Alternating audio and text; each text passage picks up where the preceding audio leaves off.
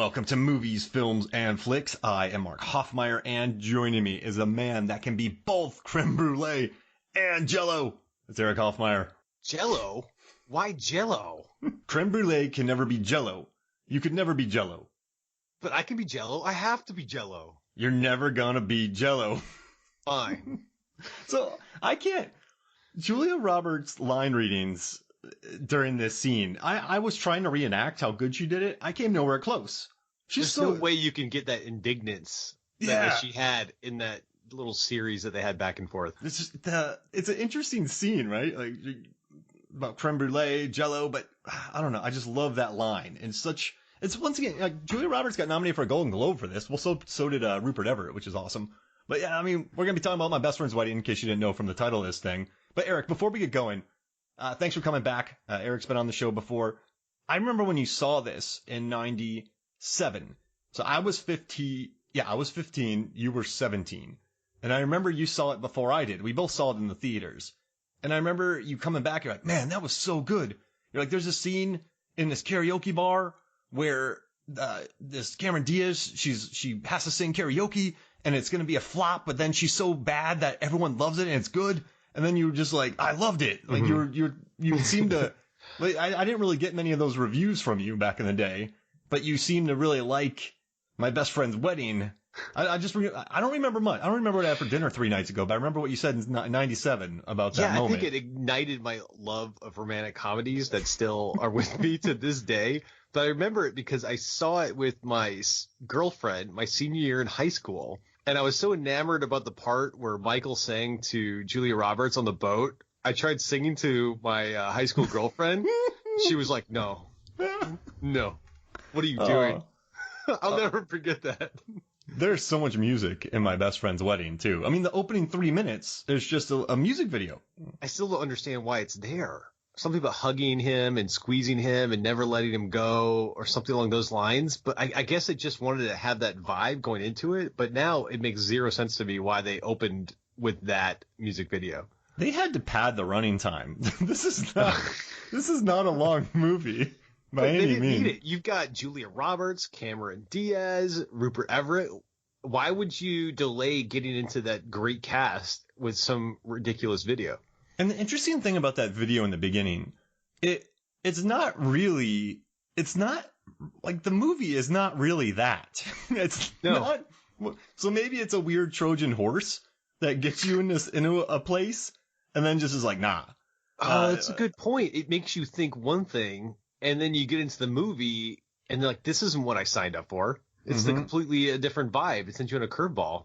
Yeah, it's pretty, because if this movie would have been the traditional rom-com, Michael and Roberts would have been together.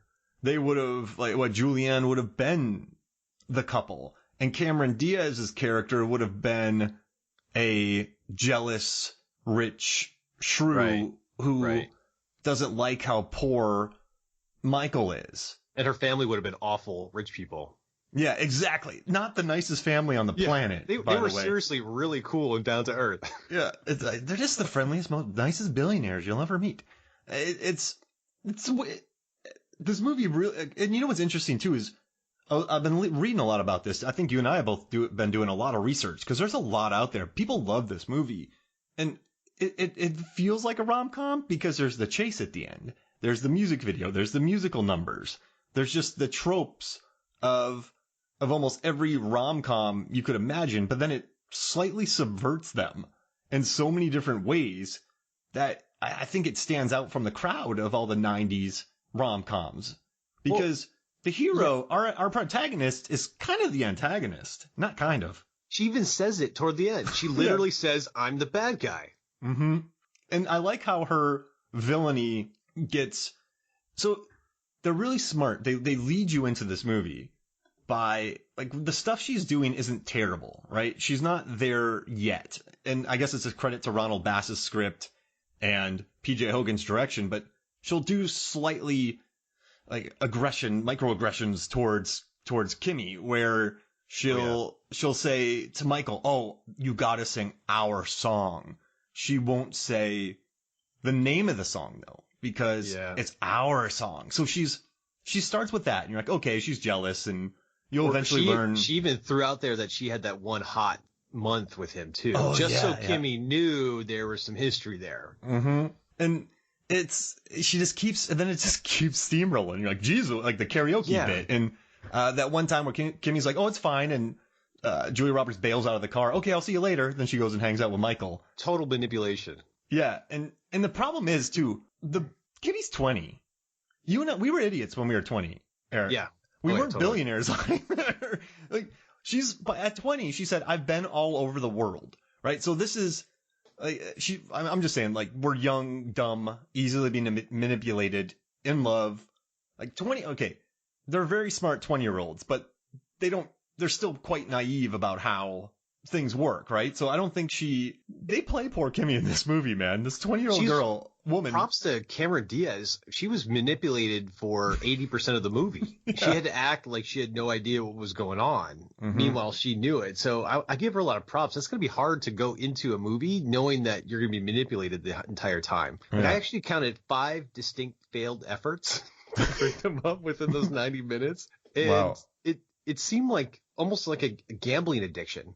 You know how you start small and then you keep up in the ante and you keep digging yourself in a deeper and deeper hole? I think that Julia Roberts had a serious gambling addiction in this movie, and Michael should be glad he went with Kimmy, because that's some serious baggage to get into.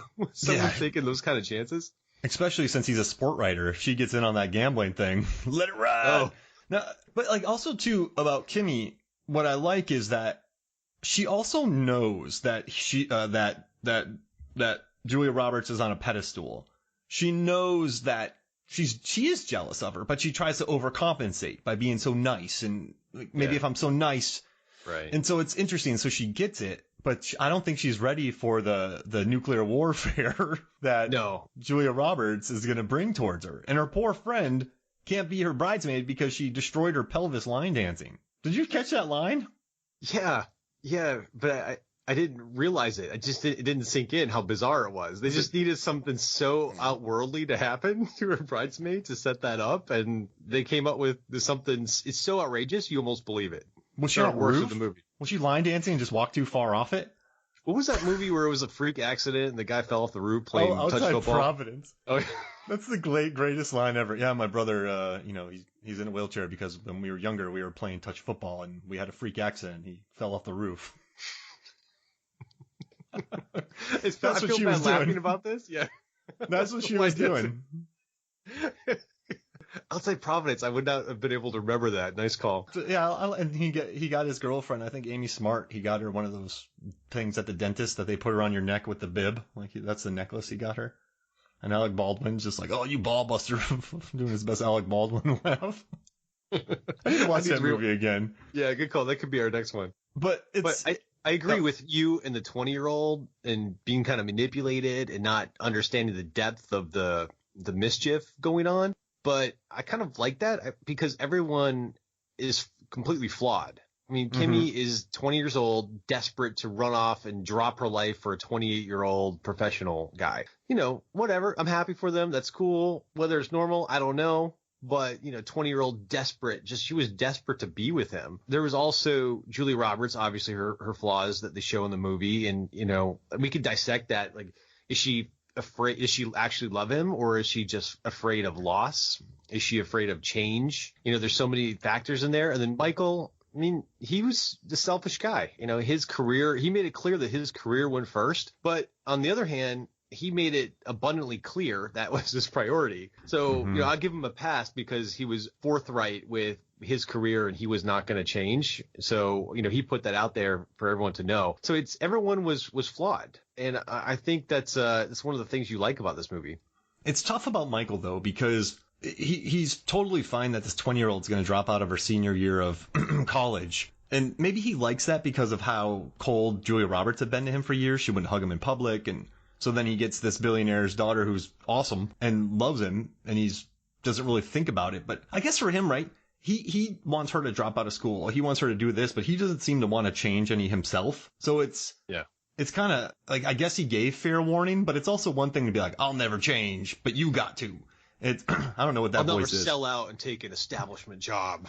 Yeah, so it's like you got to do all the changing to this 20-year-old. You're like, come on, man. Yeah, I mean, I guess that's the allure of marrying a 20-year-old. Yeah. You can say, this is my career, I'm not going to change, and you can follow, and if not, it's not going to work. I mean, maybe that's what he was going for. But you're right, he had flaws as well, but at least he was forthright about it. No, you're right. And I gotta tell you, the stuff that Julianne did to them actually made them probably a better couple, because there's that really sad scene where she convinces her dad to offer him a job. And then he's like, you're the worst. I hate you. And then poor Kimmy goes, you're so right. I'm so wrong. We settled this and I reneged. It just wasn't fair. You have to forgive me and forget this ever happened. I'll just die. Like but then eventually she says, I want to go back to school. I want to finish my degree. I don't want to do that. So all of this, that would have come up 3 months later. Yeah, that would have come on the table. You got to address those things before you get married. One night in Texas, in something city, Texas, they're going to have this conversation after they're married. So they got it out beforehand, and then they both still realize, oh, okay, we still love each other. So Julianne actually made them a better couple, inadvertently, because you got those first fights out of the way. Like they don't seem like a couple who had fought before. Yeah, what's that saying in a relationship? You don't really know who you're dating until you get in your first fight. Yeah. So something tells me they hadn't even been in a fight before. I think it was. I really do. But yeah, but it's so interesting because what I like about the direction too, man, like they never make her seem like they're not afraid to make Roberts. And Roberts knows it's a really interesting protagonist, Eric. This is I think we should get Australian directors to come in and just switch up our American film genres every 5 years. just completely turn it on its head. Just come on in, look at it with fresh eyes, and just turn it upside down. Oh, I love it. It just Muriel's Wedding. That was a big hit, actually. This was a good. I don't know. Watching it again makes me happy. And you know what I never knew about this movie is that, I want to go, one point I have. I found this great quote where it grows increasingly impossible to defend her. More importantly, the film seems uninterested in doing so. I don't agree with that. No? Well, did they defend her? Yeah, right. They didn't defend her. They just made you feel empathy for her. Like the part where she was in the bread truck and George was like, okay, so he's chasing her. Who is chasing you? Mm-hmm. And everyone was like, ouch. So it's like you're not defending her, but you still make people feel bad for her at the same time. That's why that's why I thought George was so brilliant. When you blow up these genres, you have all this extra room to do these interesting and quirky parts to the movie that you wouldn't been able to otherwise do if you had followed the standard romantic comedy formula. Mm-hmm. And that was the great part about George. I feel like actors can get away with a lot as long as there's a conscience, elsewhere in the movie to counterbalance that. So I think George had the biggest role in the movie being the conscious, where he would say, your behavior is wrong. What are you doing? Just do this. So you see this. So it's kind of this nod to the audience that, okay, we know she's misbehaving and being awful, but we know, here's the right thing you need to do at the same time. Mm-hmm. So it helps you just accept the movie more that way. No, I agree. And I love that. Like, I pretty much love everything he says to her. And I love how George just messes with her too. He does not go along with her plans. He makes dinner he scene wielded where the power. Yeah, she was wearing pink, and he just started going off. Oh, that maybe. I think the biggest laugh. So the first quote on IMDb is when they go through the quotes is when she calls and leaves that long message, and everyone listens to it, and he goes, "Coffee?" Everyone's like, "Yeah, coffee. Come on." Like, they just keep going about their night, and that's true. That's true. I love those 90s movies with the old tech where she had the giant cell phone and they had the answer machine that actually played the audio while it was recording. And there's so many nostalgic elements to the old tech. And speaking of voicemails,